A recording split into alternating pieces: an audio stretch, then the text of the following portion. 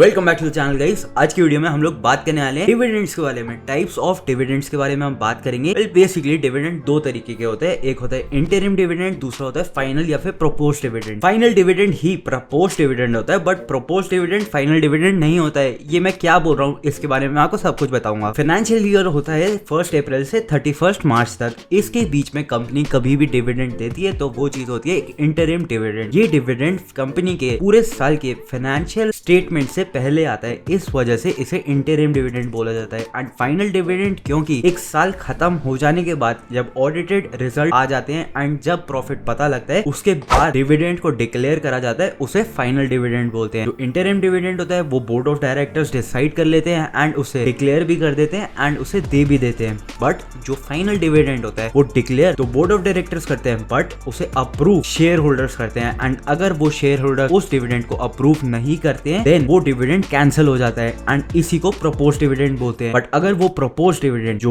Board of directors ने declare करा था वो शेयर होल्डर्स एक्सेप्ट कर लेते हैं एंड उसे ग्रीन कार्ड दे देते हैं, मतलब कि आप करो भाई डिविडेंड दो, ये डिविडेंड हम मानते हैं, हमें इतना डिविडेंड चाहिए। जब शेयर होल्डर्स ऐसे वोट कर देते हैं उसके बाद इस डिविडेंड को ही फाइनल डिविडेंड बोला जाता है एंड ये एक कंपनी की लायबिलिटी बन जाती है। यस गाइस, फिर कंपनीज की ये लायबिलिटी बन जाती है एंड ये देना ही देना पड़ता है। वहीं पे जो इंटरिम डिविडेंड होता है ना वो कंपनी के ऊपर डिपेंड करता है कि उन्हें देना है या फिर नहीं देना है। आगे चल के डिक्लेयर कर दिया डिविडेंड, आगे चल के कंपनी को कुछ प्रॉब्लम हो गई या फिर उसने सोचा कि चलो छोड़ो हमें नहीं देना डिविडेंड, हम कुछ और करेंगे इस पैसे का, जो प्रॉफिट का पैसा रिटेन करके डिविडेंड दिया जा रहा है, तो उस केस में कंपनी कैंसिल भी कर देती है डिविडेंड। बट अगर वो एक फाइनल डिविडेंड है एंड उसे कंपनी ने डिक्लेयर कर दिया है देन उस डिविडेंड को कैंसिल नहीं किया जा सकता। एंड अगर ये कैंसिल होता है तो कंपनी के ऊपर केस भी हो सकते हैं एंड लीगल प्रोसीडिंग्स चालू हो सकती है। एंड इसी वजह से कंपनी को विद इन 30 डेज इस डिविडेंड को देना भी पड़ता है एंड एक दूसरे अकाउंट में डिपॉजिट भी करना पड़ता है ताकि शेयर होल्डर्स को उनका पैसा मिल पाए। इसके अलावा डिविडेंड से ज्यादा कुछ होता नहीं है। अब क्या आपको डिविडेंड देने वाली कंपनी में इन्वेस्ट करना चाहिए? बिल्कुल करना चाहिए। Dividend as a additional income ही होती है एंड जो प्रोमोटर्स होते हैं या बड़े बड़े शेयर होल्डर्स होते हैं कंपनीज के, इनकी ज्यादातर इनकम तो गाइस शेयर प्राइस के मूवमेंट से नहीं होती है। ये लोग शेयर्स को खरीदते बेचते नहीं रहते रेगुलरली, काफी कम क्वांटिटी है, अपना से ज्यादा स्टेक थोड़ी ना बेचते होंगे, जिस वजह से ज्यादातर जो बड़े शेयर होल्डर्स हैं इनकी मेन सोर्स ऑफ इनकम इनकी कंपनी में जॉब करना नहीं होता है, इनकी कंपनी से इनको जो डिविडेंड आ रहा होता है वो होता है। एंड क्या सभी कंपनीज को डिविडेंड देना जरूरी भी होता है? क्या ये एक मजबूरी है कि कंपनी को देना ही देना है? नहीं, ऐसा नहीं होता है। सबसे पहले तो कंपनी को प्रॉफिट में होना चाहिए तभी वो डिविडेंड दे भी पाएगी।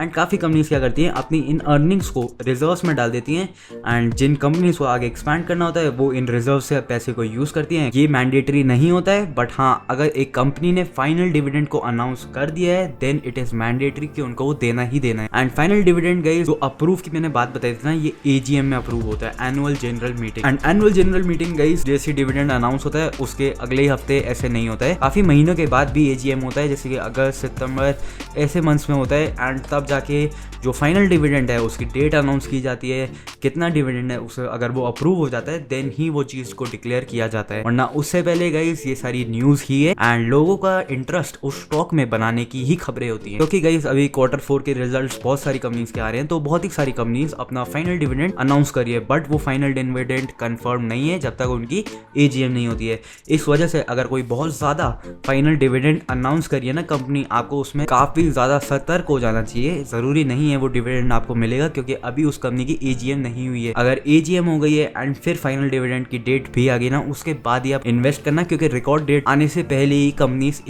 एक हफ्ते पहले ही कंपनीज बता देती हैं कि वो लोग डिविडेंड देंगे। वो कम से कम 3-4 दिन तो होते ही होते हैं, तब आप उस स्टॉक को बाय कर सकते हैं। एंड हाँ ऐसा भी होता है कि स्टॉक प्राइस पहले ही भाग जाता है कंपनी के डिविडेंड अनाउंस करने से एंड खबर बाद में आती है। एंड जिस दिन डिविडेंड अनाउंस किया जाता है या फिर डिविडेंड की रिकॉर्ड डेट होती है ना, उस दिन स्टॉक प्राइस क्रैश भी होता है। तो कई बार ऐसा भी होता है कि स्टॉक प्राइस डिविडेंड वाले दिन ही क्रैश होता है एंड ऐसा भी होता है कि स्टॉक प्राइस डिविडेंड देने वाले मतलब जिस दिन रिकॉर्ड डेट होती है उस दिन बहुत ज्यादा भी बढ़ जाता है। बट डीमैट में गाइस रिकॉर्ड डेट से पहले शेयर्स होने चाहिए। रिकॉर्ड डेट के दिन पे अगर आप शेयर्स को बाय करते हैं उसका कुछ फायदा नहीं है, क्योंकि डीमैट में आपके उसके अगले दिन आते हैं। तो अगर आपको बाय करना भी है डिविडेंड के लिए एक स्टॉक तो आपको रिकॉर्ड डेट से कम 2 दिन पहले तो बाय कर ही लेना चाहिए ताकि श्योरिटी ही रहे कि डीमैट में वो शेयर्स आ चुके हैं। बट अब सेटलमेंट T+1 डे पे हो गया है तो डीमैट के एक दिन में शेयर्स आ जाते हैं, तो डिविडेंड के लिए आपके पास जो शेयर है वो रिकॉर्ड डेट से पहले होना चाहिए। तो बस इतना ही था इस वाली वीडियो के लिए। तो ये वीडियो कहीं भी पसंद आई हो प्लीज वीडियो को लाइक करना, चैनल को सब्सक्राइब कर देना एंड मिलता हूं आपसे बहुत जल्द एक और नई वीडियो के साथ। Till then bye guys.